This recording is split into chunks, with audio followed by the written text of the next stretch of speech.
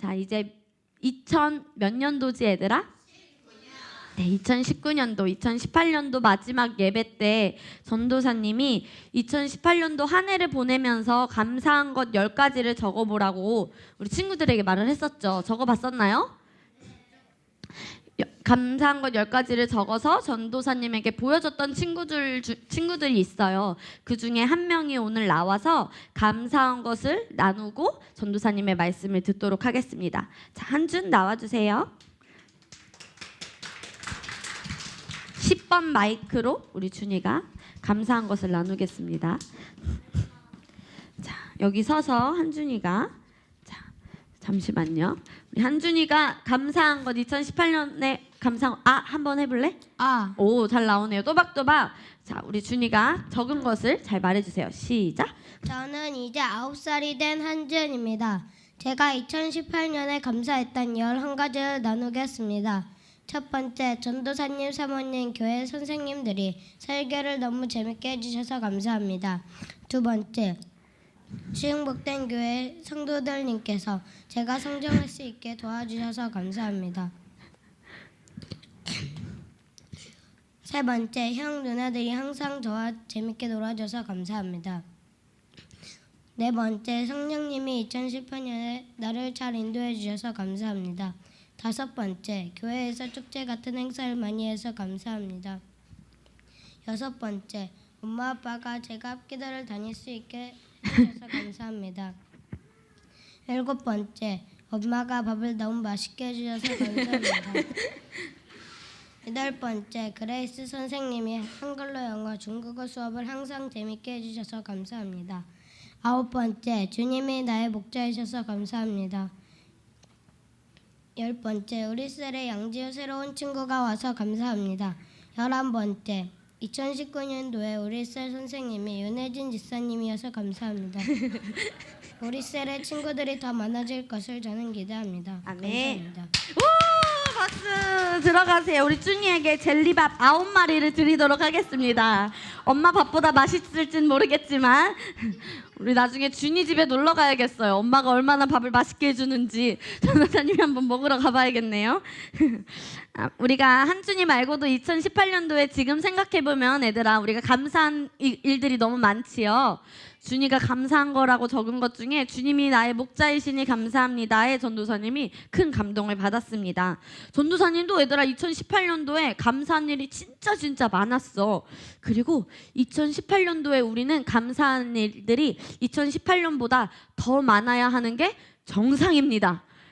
같이 말해보자. 2019년도에는 나의 믿음을 증가시켜서 내 믿음을 강하게 해서 내가 매일매일 기적의 삶을 사는 것은 당연해.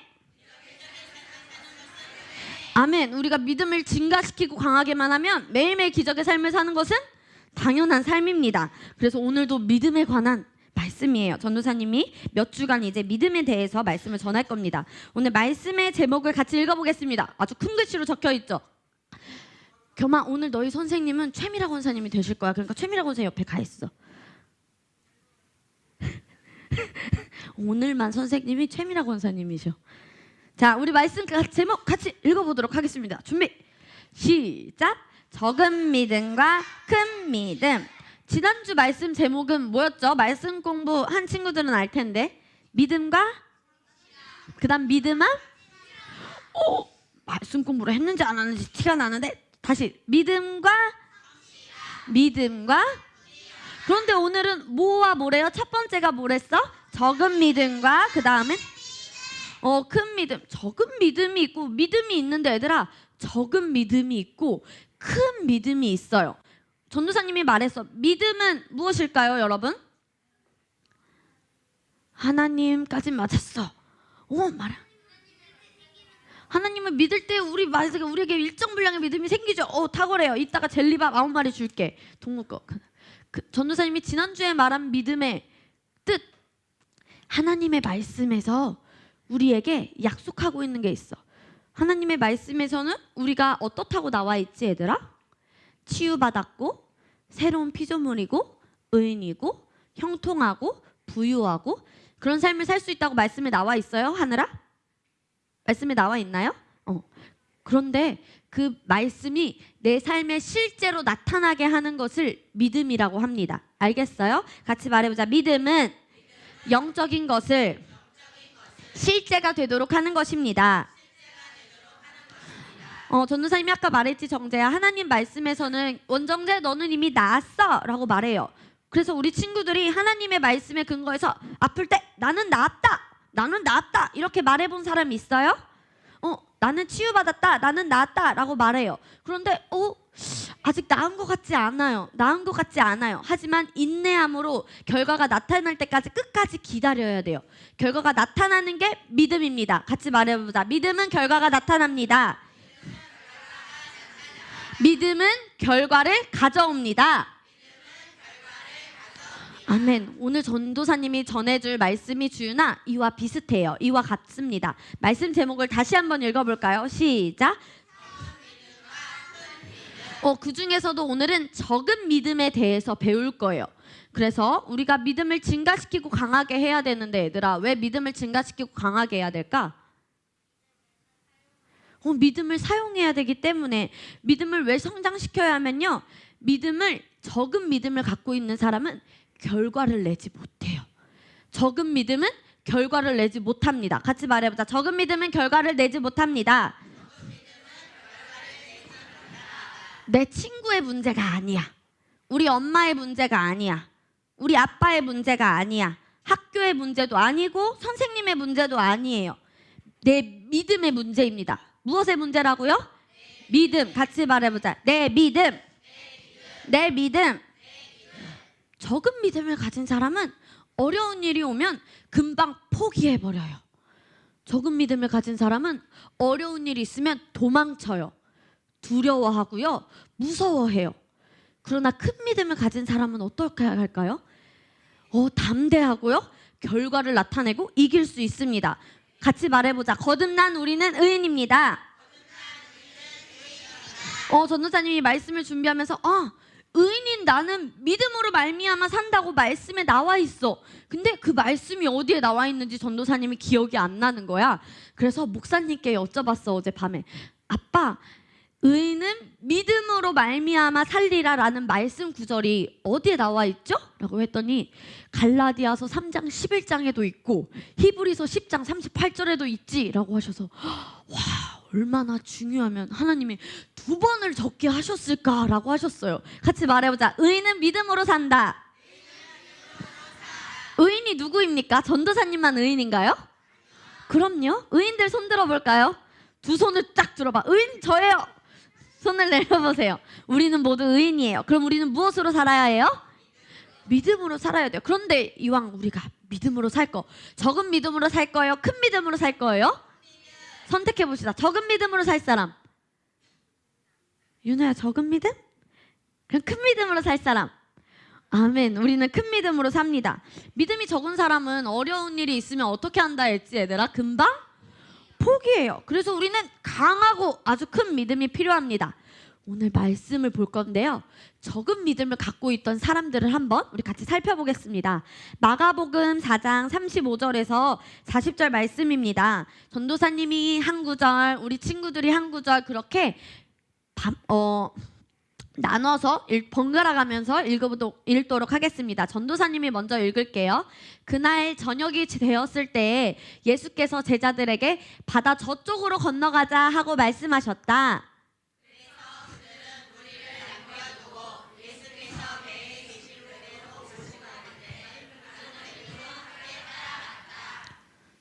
그런데 큰 폭풍이 나서 파도가 배 안으로 덮쳐 들어오므로 물이 배에 거의 가득 찼다.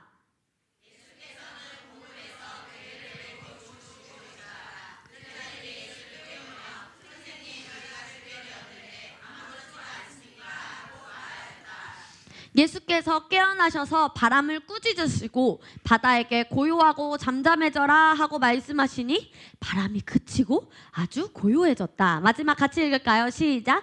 예수께서 그들에게 무슨 일로 이렇게 무서워하느냐? 아직도 믿음이 없느냐? 하고 말씀하셨다. 아멘. 이 말씀은 얘들아, 예수님이 배에 제자들과 함께 있는데 갑자기 큰 폭풍이 난 거예요. 폭풍이 나서 제자들이 두려워했어. 어떡해, 우리가 죽게 생겼어. 그래서 예수님을 깨우는 거야. 예수님, 지금 폭풍이 나서 우리가 죽게 생겼는데 잠이 오세요? 예수님, 이것 좀 어떻게 해주세요. 라고 제자들이 예수님한테 막 깨웠어요. 제자들은 너무 두려워서 야단 법석을 떨었어. 근데 예수님은 아무 동요도 없으시고 잠잠한 딱 담대하게 바람과 폭풍에게, 파도에게 뭐라고 꾸짖으셨다고 얘들아? 같이 말해보자. 고요하고 잠잠하라. 예수님이 일어나서 하신 일은 무서워하는 게 아니라 그냥 아무렇지도 않게 딱 그 상황을 보시고 고요하고 잠잠하라 라고 말하셨어. 그리고 제자들에게 아직도 믿음이 없느냐? 라고 말하셨죠. 또 다른 성경에서는 믿음이 없느냐를 너희가 아직도 믿음이 부족하느냐? 라고 나와 있어요.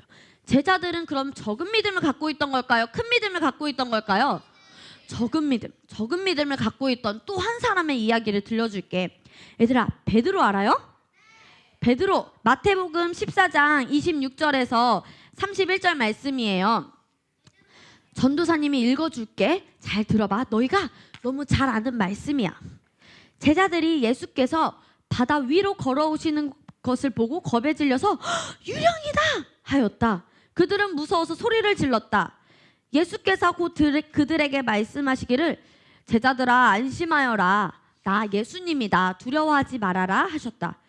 그때 베드로가 예수님께 대답하여 말하기를 예수님, 주님이시면 저더러 물 위로 걸어서 주님께로 오라고 명령하십시오 라고 하니 예수님께서 그래 오너라 라고 하셨다. 그래서 베드로는 배에서 내려 물 위로 걸어서 예수님께로 갔다. 그러나 여기가 중요해. 베드로는 거센 바람이 불어오는 것을 보자 무서움에 사로잡혀서 물에 빠져 들어가게 되었다. 그때 그는 주님 살려주십시오 하고 외쳤다. 예수께서 베드로에게 곧 손을 내미시어 그를 붙잡고 믿음이 적은 사람아 왜 의심하였느냐 하셨다. 얘들아, 제자들하고 베드로는 공통점이 있어요. 어떤 믿음을 갖고 있었지요? 적은 믿음. 이 적은 믿음은 내 눈앞에 보이는 상황에 무서워하고 두려워하고 이 환경에 내가 어떻게 말을 해야지? 반응을 해요. 반응을 하지 않으면 되는데 어떤 상황에 있어도 나는 담대해. 나는 괜찮아 하면 되는데 무서워하고 그 상황에 굴복하고 말아요. 믿음이 적은 사람은 어떤 목표를 딱 정했어. 나는 드럼을 이 수준까지 칠 거야. 김찬호 영화보다 더 잘 칠 거야. 김찬호 오빠보다 더 잘 칠 거야. 나는 한글로 영어를 예를 들어서 전도사님보다 더 잘할 거야 라고 딱 목표를 정했는데 믿음이 적은 사람은 가다가 시작은 할 수 있어요. 그런데 결과를 내지 못해요. 믿음이 적은 사람은 같이 말해보자. 시작은 할 수 있으나 결과를 내지 못한다. 내가 재능이 없어서? 아니에요. 뭐가 부족해서일까? 믿음이 부족해서. 믿음이 적은 사람은 제자들과 베드로처럼 내 눈앞에 보이는 상황과 환경에 괴롭힘을 당하게 됩니다. 그러면 그 사람의 믿음은 결과를 나타낼 수 있을까요? 없어요. 왜냐하면 믿음과 두려움은 함께 가지 않습니다. 두려움은 믿음을 방해해요. 그런데 얘들아, 믿음은 두려움을 분쇄시킵니다. 여러분 은행에 가본 적이 있나요? 은행에 가보면은 돈을 뽑아요.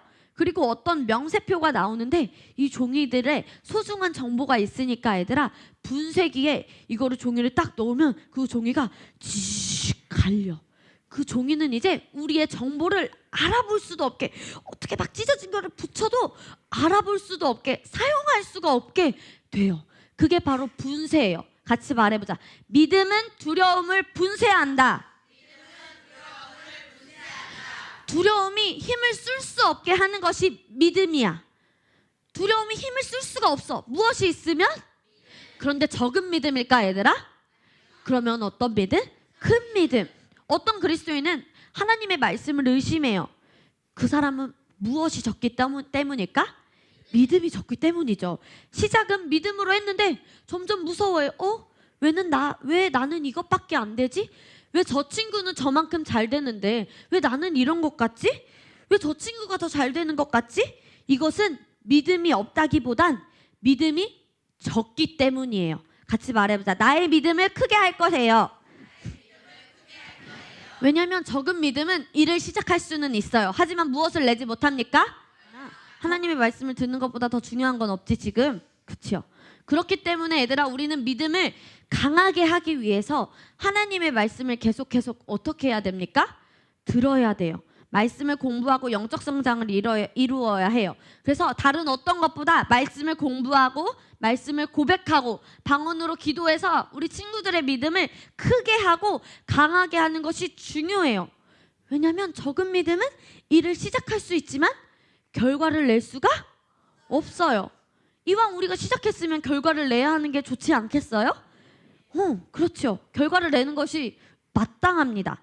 그래서 얘들아, 말씀 공부해, 믿음의 길잡이해, 고백 기도해, 영적 성장해야 돼, 라인방 들어가. 이거는 너희가 아무리 들어도 귀찮아하지 말아야 돼. 어떻게 하면 안 된다고?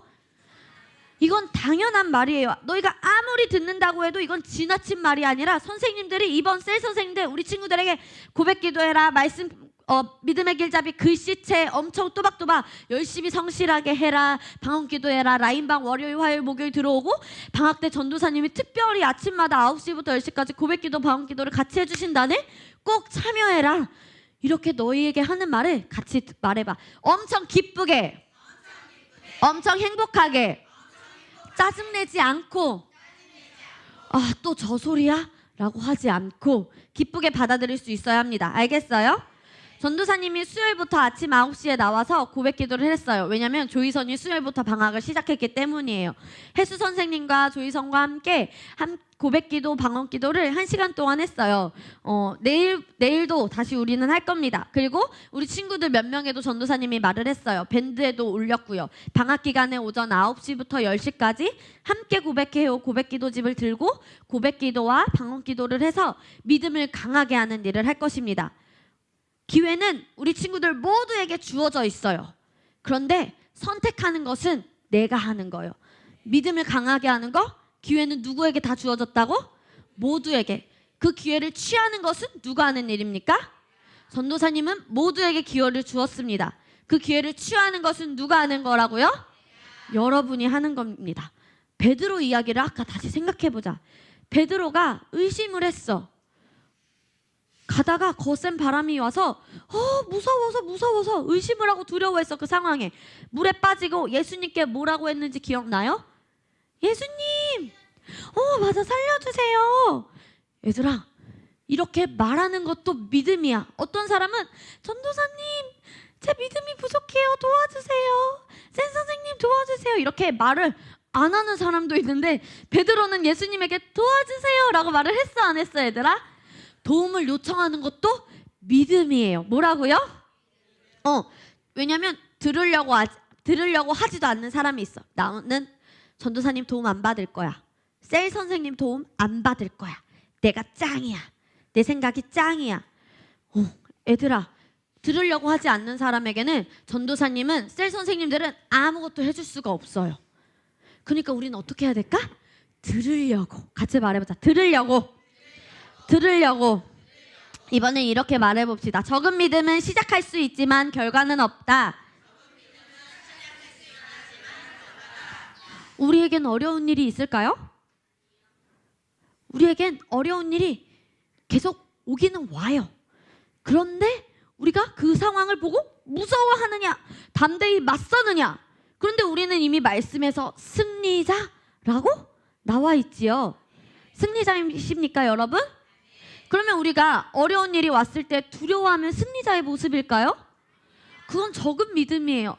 내가 큰 믿음이 있다면 그 상황에 딱 맞서서 나는 승리자야, 내게 능력 주시는 자 안에서 나는 모든 것을 할 수 있어 라고 우리 친구들이 담대히 맞설 수 있어야 합니다. 어려운 일을 만났을 때 무서워하지 않고 포기하지 않는 것, 그것이 우리의 믿음입니다.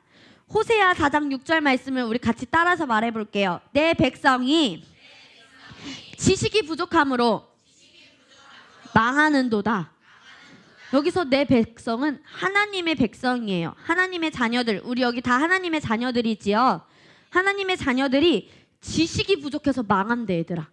이 지식은 하나님 말씀의 지식이야. 무엇의 지식이라고? 하나님의 말씀의 지식이 충분하지 않으면 우리는 어떤 상황이 왔을 때 포기하고 두려워하고 의심하고 어려워해요. 그런데 우리가 하나님의 말씀의 지식을 충분히 갖고 있다면 망할 수 있을까요? 없습니다. 하나님의 말씀을 우리 친구들이 더 많이 듣는다면 더 많은 지식을 갖게 되어서 말씀 안에 있는 믿음이 내 안에 확신이 되게 합니다. 말씀에 있는 믿음이 우리에게 와요. 무엇을 공부할 때? 말씀을 공부할 때. 왜냐하면 믿음은 무엇에서 나기 때문이에요? 믿음은 무엇을 들음으로? 같이 말해보자. 믿음은 말씀을 들을 때 생깁니다. 그런데 우리 친구들이 말씀을 공부할 때 정확하게 알아야 돼요. 내가 이해하고 싶은 대로 이해하면 안 되고 어떻게 해야 된다고? 정확하게 또 날카롭게 들어야 돼요. 그러면 우리 친구들은 승리하고 평안하고 건강하고 감사합니다. 기쁨 가운데 살아갈 수 있습니다. 이것은 의인인 우리에게 당연한 삶입니다. 하나님의 말씀을 적게 들으면 어떤 믿음? 하나님의 말씀을 충분히 들으면 어떤 믿음? 큰 믿음. 다음 주에는 그러면은 어떤 믿음에 대해서 배우면 될까요? 큰 믿음. 우리는 오늘 어떤 믿음에 대해서 배웠습니까? 적은 믿음은 시작은 할 수 있으나 뭐가 없다고요? 그러니까 큰 믿음이 되기 위해서 우리가 말씀을 들어야 합니다. 강하게 해야 합니다. 우리 이 시간에 우리 친구들이 선택을 하는 시간입시다. 내가 이번 주에 이번 방학 때 어떻게 보낼지. 이제 방학이 곧 다가오고 있지요. 우리 친구들 이번 방학 때 나는 이런 삶을 살 거야. 하나님의 말씀을 정말 담대히 들을 거야. 그런 우리 확신을 가지고 나는 베드로와 제자들처럼 살고 싶어요. 우리 친구들? 아니지요. 큰 믿음을 갖고 나는 승리자임을 인식하며 우리 이 시간에 잠시 방언으로 기도하겠습니다.